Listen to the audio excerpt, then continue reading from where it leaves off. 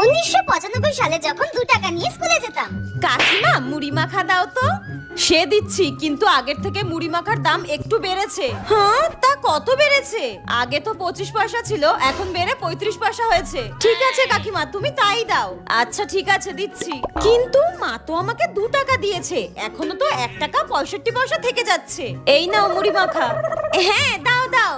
কাকিমা তুমি আমাকে আরো 60 পয়সার ছোলা মাখা দিয়ে দাও। আচ্ছা ঠিক আছে, তুই দাঁড়া, আমি দিচ্ছি। কিন্তু তাও তো এখনো টাকা বেঁচে যাচ্ছে। থাকে থাকুক, কালকে আবার খাবো।